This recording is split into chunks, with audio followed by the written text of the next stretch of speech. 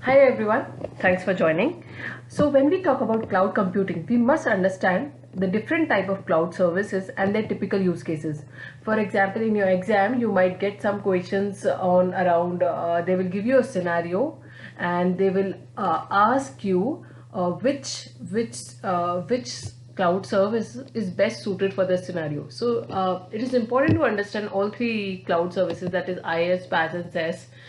So let's deep dive into each of the services. So let's talk about infrastructure as a service.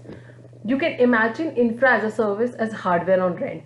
For example, infra that run your applications, be it your virtual machines, storage or network, that is provisioned and managed over the internet by a third party supplier.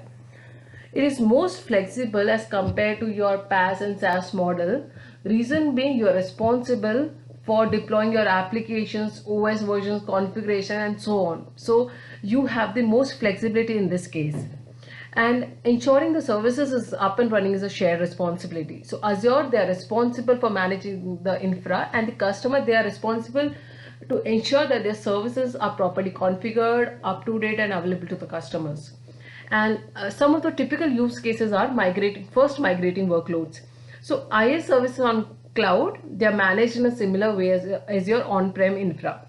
So hence this provide a clear migration path for your on-prem applications to be moved to cloud. Second is you can host your websites and you deploy your web applications in IaaS model. Third, it provides high processing capability for doing the high performance computation and the big data analysis. Next is test and development. So you can quickly set up as well as delete your non-prod environment on cloud, hence quickly getting your applications in the market. Next, storage backup and recovery. So for your growing storage needs, you can do it through IaaS model, and it also simplifies your management of backup and recovery solutions. Now let's move to platform as a service. So let's talk about platform as a service. So as the name suggests, it means you are providing a platform allowing developers to develop, run and manage their applications. So Azure will take care of underlying infra as well as providing the runtime environment. For you, so it will help you to develop your applications quickly. So some of the common use case scenario in PaaS services are you can create applications using the built-in development frameworks, and it also provides tools for doing the analysis or doing the business intelligence. Some of the PaaS services in Azure are like Azure App Services, Azure Search, CDN, and Azure SQL Database. Next, let's talk about software as a service. So as the name suggests, so you are subscribing to a centrally hosted and managed software, which is common for all the customers, and you're subscribing on an annually or monthly basis. So in the real world, I know you must be using Gmail. So that is an example of a software as a service. And some of other examples are like Office 365, Skype, and so on. So in this, it is so your so majority of the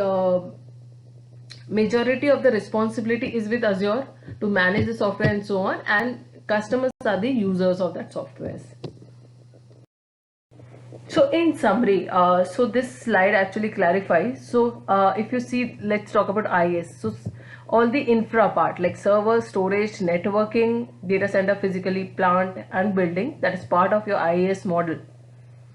And PaaS is IaaS plus you are responsible, Azure is responsible for the operating systems and provide you with development tools, database management and business analytics.